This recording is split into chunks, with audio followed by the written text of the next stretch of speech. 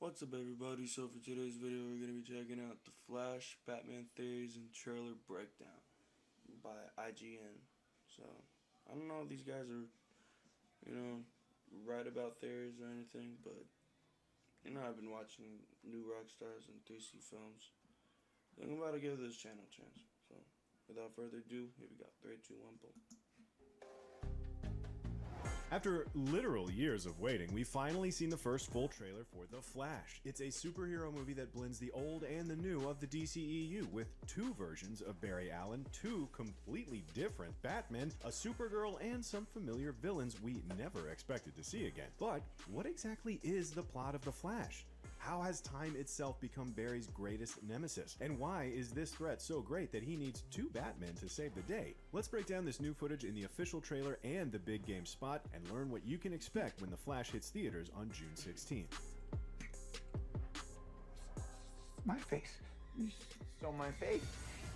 The trailer basically confirms what had previously been reported about the plot of the movie. The Flash is clearly taking its cues from 2011's Flashpoint, a storyline which also inspired the 2013 animated movie Justice League: The Flashpoint Paradox and Season 3 of the CW series. Whether by accident or intentionally, Ezra Miller's Barry travels back in time and changes the history of the DCEU. In this case, he prevents the horrible tragedy that killed his mother and left his father imprisoned for her murder.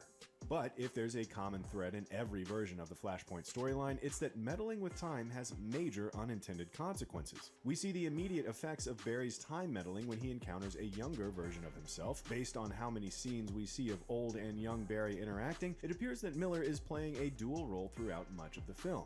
Another hallmark of Flashpoint is that Barry loses his speed when he wakes up in his new reality. It's hard to tell from the trailer if the same holds true here, but we wouldn't be surprised if Barry trying to reclaim his speed is a major part of the plot. In fact, one shot shows both Barrys being struck by lightning, suggesting they team up to recreate the original Speed Force accident and get a double dose of speed. In any case, it does appear that both Barrys will have their speed in time for the climactic final battle, as we see a shot of red and blue speedsters coming together. The trailer also reveals one other nifty detail that draws on the comics. Barry now has his signature Flash ring that hides his costume inside.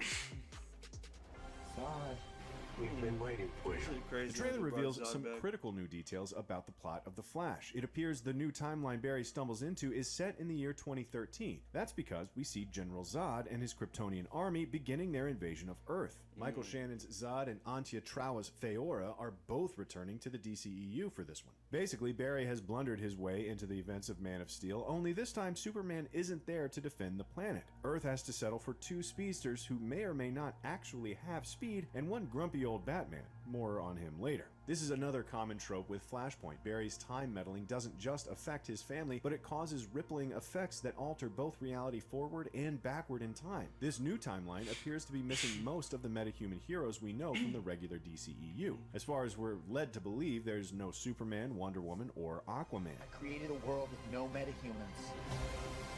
And now there's no one to defend us.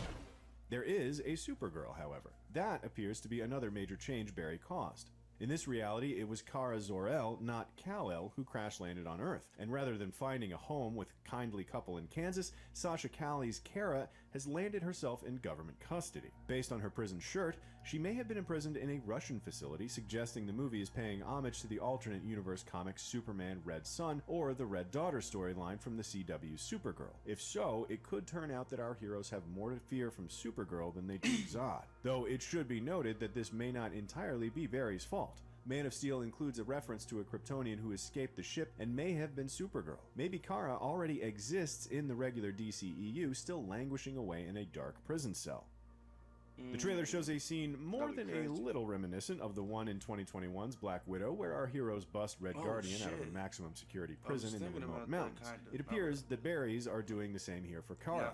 Despite her incredible strength, being locked away from the sun for so long means she's weakened and not ready to take on Zod right out of the gate. But we do see a shot of Kara in her Kryptonian costume flying into battle, so expect her to follow in her cousin's footsteps by the end of the film. Will she repeat the broken neck heard around the world? That'd be honestly hilarious. But let's be honest, we're all here for the Batman. The Flash is clearly packing quite a bit of Dark Knight for not technically being a Batman film. We know both Ben Affleck and Michael Keaton are reprising their respective roles here, and given what usually happens when Barry Allen races through time, we wouldn't be at all surprised to see more Bat cameos as our hero dashes through the Speed Force. We only see a few glimpses of Affleck's Batman in this trailer. This is probably the Batman we'll see early on in the film before Barry rewrites reality. This Batman appears to have some new gear, including a motorcycle that looks and sounds a lot like Christian Bale's Batpod. We also see a quick glimpse of his new suit. This armored getup resembles a sleeker version of the tactical suit from Justice League, but it appears to have a more comic book style blue cape and cowl. We'll see more of the Flash-Batman dynamic in this post-Justice League era, and hopefully a proper send-off for Affleck in what's reportedly his final time in the cape and cowl. But as for whether more of the current Justice League show up, the trailer doesn't show us. Once reality shifts, however, Affleck's Batman is seemingly replaced in favor of a nostalgic icon. That's how it works in the original Flashpoint anyway.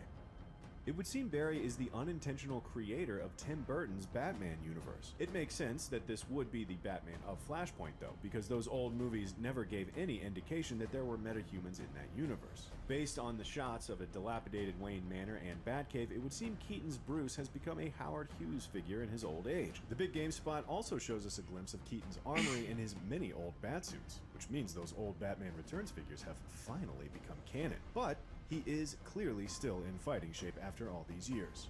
Yeah. I'm Batman.